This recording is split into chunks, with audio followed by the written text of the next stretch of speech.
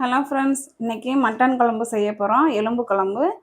எலும்பில் முருங்கைக்காய் கத்திரிக்காய் சேர்த்து நம்ம எலும்பு குழம்பு செய்ய போகிறோம். செட்டிநாட்டு முறைப்படி. அதுக்கு பருப்பு கூட சேர்த்துக்கணும். வாங்க எப்படி செய்யலான்னு நான் உங்களுக்கு காட்டுறேன். அதுக்கு தேவையான பொருட்கள்: 2 பெரிய முருங்கைக்காய் எடுத்து கட் பண்ணி வச்சுருக்கோம். ஒரு 4 கத்திரிக்காய் எடுத்து கட் பண்ணி வச்சுருக்கோம்.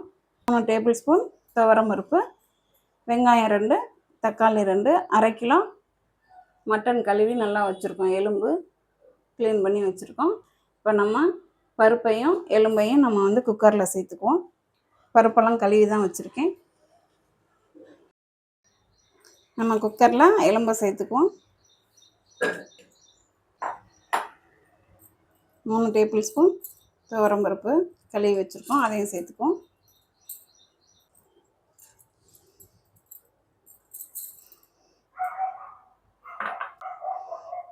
தண்ணி ஊற்றிக்கலாம்.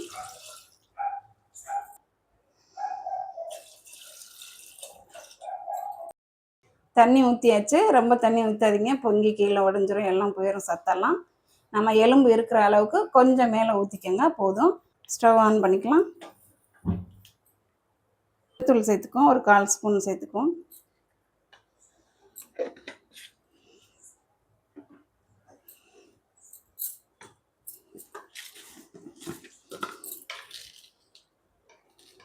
கொஞ்சம் உப்பு சேர்த்துக்குவோம்.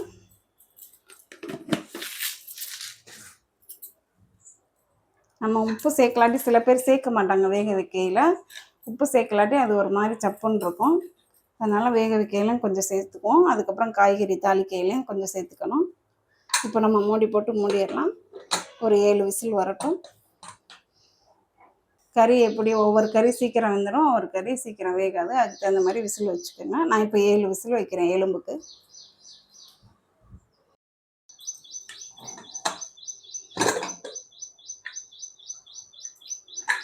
நமக்கு 7 விசில் வந்துருச்சு. இப்போ நம்ம கறியெல்லாம் தாளிச்சுக்குவோம்.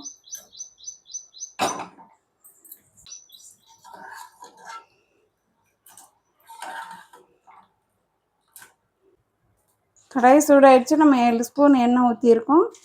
எண்ணெய் சூடாகட்டும். தாளிக்கிறதுக்கு சேர்த்துக்குவோம். நம்ம இலை 2 எடுத்துருக்கோம். பட்டை 2 ஏலக்காய், கிராம்பு, மராட்டி மூக்கு, பூவும் சேர்த்துக்குவோம். சூடாகிடுச்சு எண்ணெய். சோம்பு கொஞ்சம் தாளிக்க சேர்த்துக்குவோம்.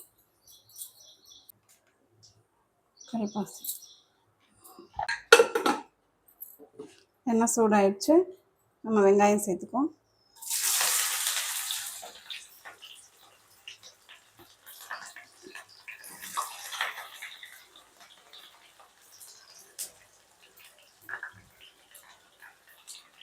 கருவேப்பிலை சேர்த்துக்குவோம்.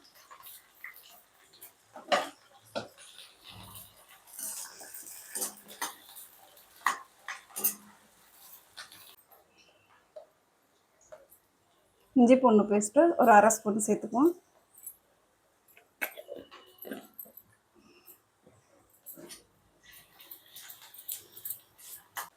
வெங்காயம் கண்ணாடி பதம் வந்தால் போதும், ரொம்பலாம் ப்ரௌன் ஆக வேண்டாம்.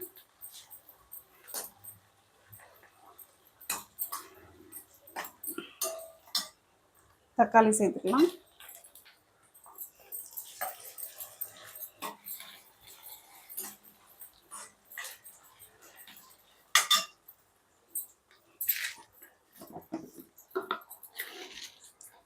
நம்ம ஆல்ரெடி உப்பு எலும்பில் வேக வைக்கையில் எலும்பில் சேர்த்துருந்தோம். இப்போ தாளிக்கிறதுக்கு சேர்த்துக்குவோம். உப்பு எவ்வளோ தேவையோ அவ்வளோ சேர்த்துக்கோங்க.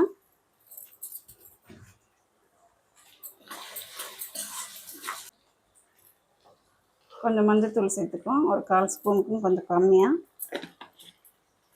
நம்ம எலும்பு வேக வைக்கையில் மஞ்சள்தூளும் உப்பும் சேர்த்து தான் வேக வச்சோம்.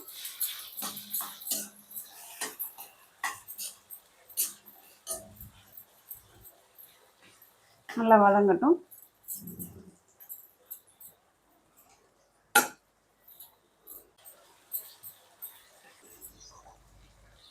முருங்கைக்காய் சேர்த்துக்கலாம்.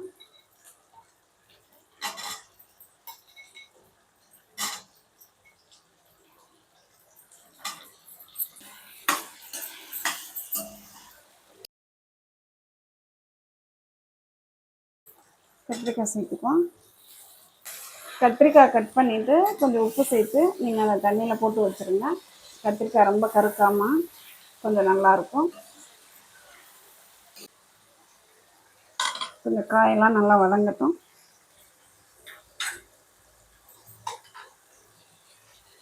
நம்ம மூடி போட்டு கொஞ்சம் மூடிக்கும்.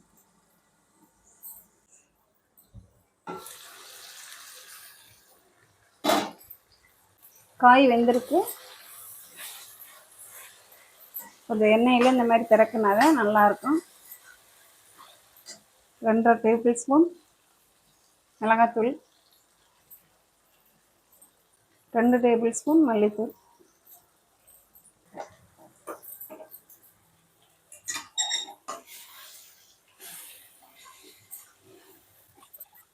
உங்களுக்கு ரொம்ப காரமாக இருந்தால் மிளகாத்தூள் கொஞ்சம் கம்மி பண்ணிக்கோங்க.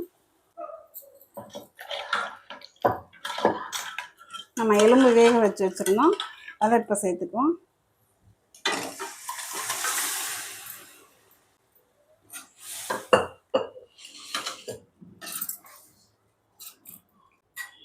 உங்களுக்கு தண்ணி தேவைன்னா இன்னும் கொஞ்சம் கூட சேர்த்துக்கலாம்.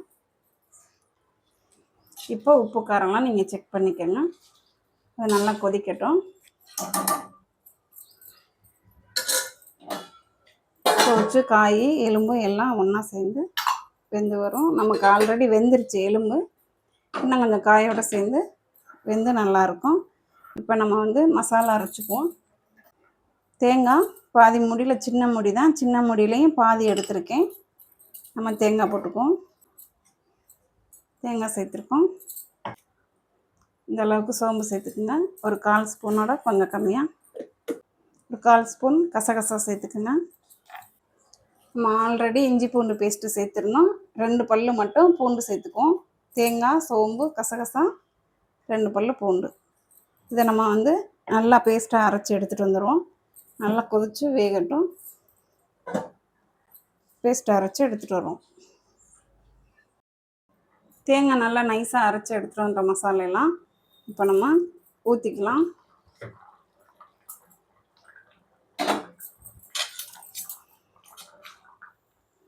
காயெல்லாம் நல்லா வெந்துருச்சு. முருங்கைக்காய், கத்திரிக்காய், எலும்பும் அதோட சேர்த்து தான் நல்லா வெந்திருக்கும், நல்லாயிருக்கும். நீங்கள் தேங்காய் ஊற்றுறனாலும் ஊற்றலாம், இல்லை ஊற்றலான்னாலும் இதே மாதிரி சாப்பிட்டுக்கலாம். தேங்காய் ஊற்றுறனா உங்கள் இஷ்டம்தான், ஊற்றலான்னாலும் ஒன்றும் இல்லை.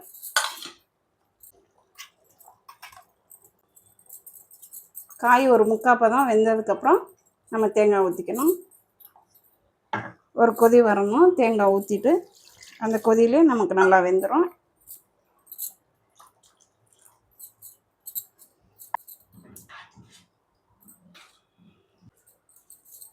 ஒரு கொதி வந்தோடனே நம்ம ஸ்டவ் ஆஃப் பண்ணிக்குவோம்.